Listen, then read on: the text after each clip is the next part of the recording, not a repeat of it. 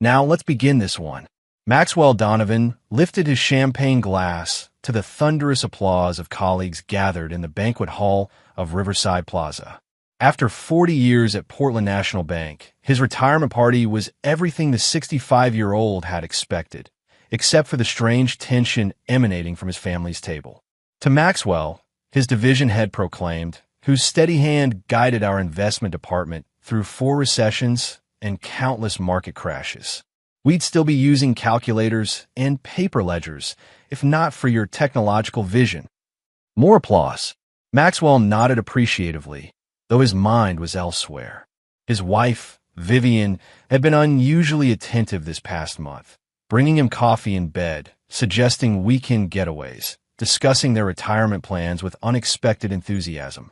Their normally distant children, Natalie and Preston, had suddenly become interested in family dinners and reminiscing about childhood memories. Something wasn't right. When the speeches concluded, Maxwell joined his family at their reserved table. Vivian, still striking at 60 with her silver blonde hair and calculated smile, placed a hand on his arm. Their daughter Natalie, 38, a corporate attorney with her mother's sharp features and cold ambition, exchanged glances with Preston, 35, who had Maxwell's sturdy build but none of his work ethic. "Congratulations, Dad," Preston said, his voice carrying a hint of something Maxwell couldn't quite place. Excitement? Nervousness? "We have a special surprise for you," Vivian added, her blue eyes glittering. "A little retirement gift." Maxwell watched as his wife opened her designer purse and extracted a thick manila envelope. She slid it across the table with manicured fingers. "What's this?" Maxwell asked, though something in his gut already knew. "Open it," Natalie urged, her phone positioned discreetly, recording his reaction. Maxwell carefully opened the envelope. Inside were legal documents, divorce papers, transfer of assets forms, pension disbursement authorizations, all requiring his signature. "We thought we'd make this easy," Vivian explained, her voice hollow with practiced sympathy. "One signature and you can begin your new life, unburdened. Your pension is ours, you get nothing."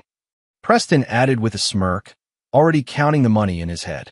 Natalie leaned forward, her expression triumphant. "Congrats on 40 years of wasting your life, old man." Maxwell stared at the documents, his face betraying nothing of the volcanic rage building inside him. For 40 years, he'd lived a double life. Mild-mannered bank executive by day, building a shadowy network of connections by night. His family knew nothing of his true resources, his hidden properties, or the offshore accounts he'd established through decades of careful planning. They thought they knew him. They didn't. He took out his Mont Blanc pen, a gift from Vivian on their 25th anniversary, uncapped it slowly, and signed each document with deliberate precision. "Understood," he said simply, tucking the pen into his breast pocket. His family exchanged victorious glances as Maxwell stood. "I'll clear out my office and be gone by morning." "That would be best," Vivian agreed, already scrolling through luxury vacation packages on her phone. 3 days later, Vivian's phone began buzzing incessantly. Maxwell had disappeared completely, not just from their home, but from existence as they knew it. Their joint accounts were suddenly emptied. The retirement party was the last anyone had seen of Maxwell Donovan. Natalie's phone rang next. It was the family attorney, sounding panicked. "It's happening earlier than we planned," he warned. "Everything's gone." Maxwell had prepared for this moment for 15 years. The first signs of Vivian's betrayal had appeared on their 25th anniversary, when he'd accidentally discovered text messages from Bernard Holloway, his supposed friend and the family's financial advisor. The messages detailed more than just a physical affair. They revealed a long-term plan to secure their future once Maxwell's usefulness ended. Rather than confronting them, Maxwell began constructing an elaborate exit strategy. Unknown to his family or colleagues, Maxwell possessed extraordinary skills from his early military years that preceded his banking career. Skills in intelligence gathering, psychological warfare, and digital infiltration that he'd kept meticulously hidden behind his unassuming exterior. In a secure apartment across town, one of 7 properties he owned through shell companies, Maxwell activated the plan he'd codenamed Checkmate. On 3 monitors, he watched as his family's frantic activity unfolded. Vivian tried accessing their joint accounts only to find them drained. Preston attempted to contact Maxwell's colleagues, but discovered his father's personnel file had been scrubbed from the bank system. Natalie called in favors from her legal connections, but every attempt at locating Maxwell hit sophisticated digital roadblocks. "He can't just vanish," Vivian snapped at Bernard Holloway as they sat in her kitchen. Bernard had aged poorly, his once handsome face now bloated from expensive lunches and excessive drinking.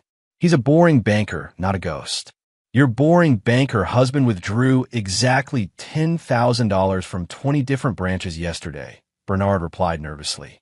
"That's $200,000 in untraceable cash." "Impossible," Vivian countered. "Maxwell doesn't have the spine for this."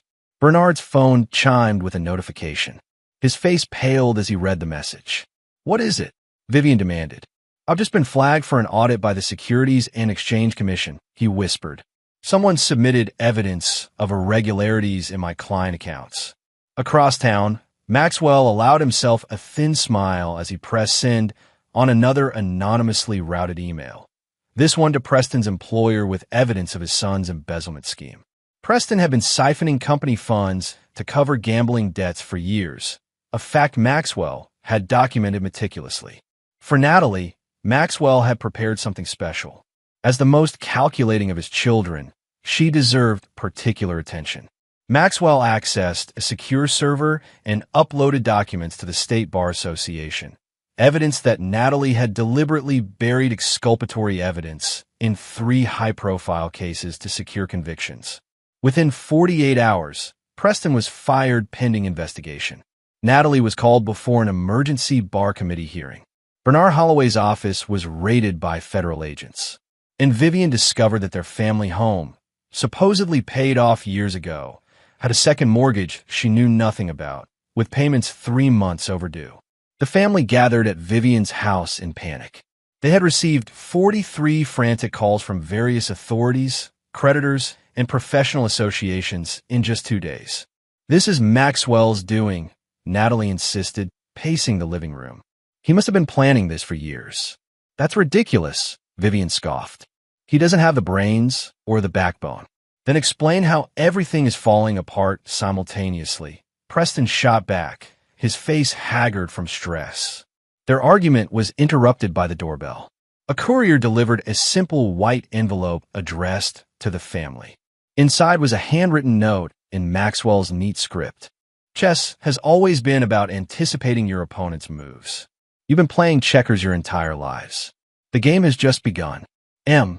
Beneath the note was a single photograph, Vivian and Bernard in an intimate embrace, dated 15 years earlier on the night of Maxwell and Vivian's 25th anniversary. Desperation drove Vivian to the one person who might help locate Maxwell, his younger brother, Raymond Donovan. Unlike Maxwell's corporate path, Raymond had built a construction empire through military contracts after serving in Army intelligence alongside Maxwell decades ago. "I haven't spoken to my brother in years," Raymond said, inviting Vivian into his modest office overlooking the Portland shipyards. At 60, Raymond retained the powerful physique and direct gaze of a man accustomed to commanding respect. "Please," Vivian pleaded, "our accounts are frozen, our reputations are destroyed, and Maxwell has vanished." Raymond studied her with cold eyes. "And you're worried about him?" "Of course," Vivian lied. Raymond's laugh held no humor. "Do you know why Maxwell and I stopped speaking?" Vivian shook her head. "Because 15 years ago, he discovered your affair with Holloway. He came to me for advice, and I told him to divorce you immediately." Raymond leaned forward. "But my soft-hearted brother said he loved you too much. He thought you'd eventually choose him. So instead, I kept my distance, unwilling to watch my brother be played for a fool." Vivian's face crumpled. "You knew. Maxwell knew too," Raymond stated flatly. "For 15 years, he knew and said nothing. Instead, he watched and waited and prepared." "Prepared for what?" "For you to show your hand." Raymond stood, signaling the conversation was over. "You never realized who you were married to. Maxwell wasn't just some pencil pusher. Before banking, we served together in operations no one talks about. Maxwell was the strategist, the patient one, the one who could plan 5 years ahead while the rest of us could barely see 5 minutes. Vivian left Raymond's office with a terrible realization. She had never known her husband at all. Meanwhile, Bernard Holloway faced financial ruin.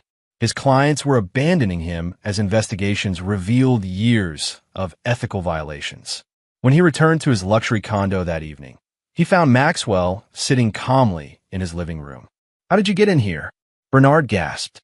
"The same way I've been getting into your accounts, your emails, and your offshore holdings in the Caymans," Maxwell replied evenly.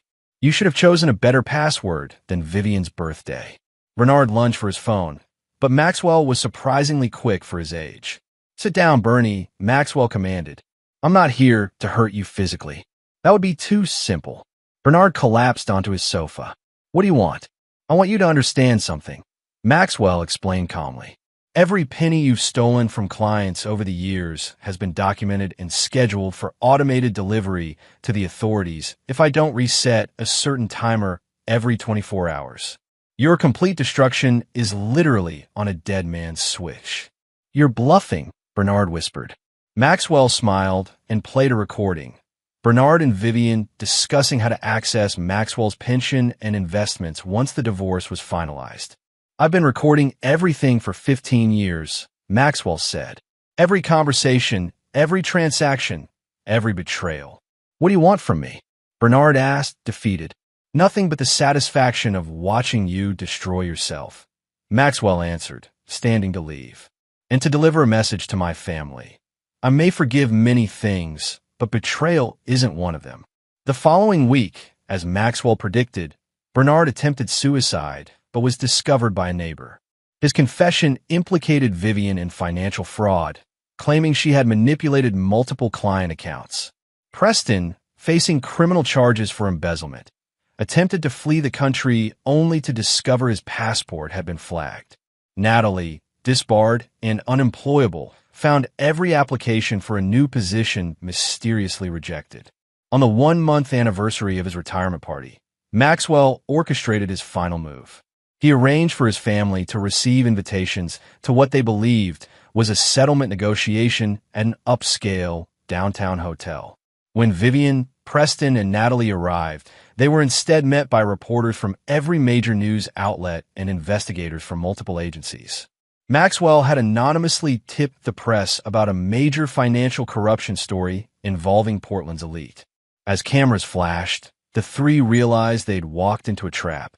They attempted to flee but found hotel security, privately hired by Maxwell, blocking their exit. A projector activated in the conference room, displaying documented evidence of their collective crimes on the wall for all to see. Financial records, recorded conversations, and time-stamped photographs created a comprehensive portrait of a family's betrayal. Maxwell never appeared in person. Instead, a final video message played for both his family and the assembled press. "At my retirement dinner, my wife and children handed me divorce papers," his recorded voice stated calmly. "Your pension is ours. You get nothing." My daughter laughed. "Congrats on 40 years of wasting your life, old man." I nodded, took out my pen, and signed everything. "Understood," I said. I cleared my office and disappeared. 3 days later, they received 43 frantic calls because it happened earlier than they planned. The video continued. They planned to take everything I'd worked for. What they didn't realize was that I'd been prepared for their betrayal for 15 years. I signed those papers knowing it was the last time I would ever give them anything. 6 months later, on a private beach in Bali, Maxwell sipped a cold drink while reading news from Portland on his tablet. Vivian had been indicted on multiple charges of financial fraud. Preston had accepted a plea deal with a 5-year sentence.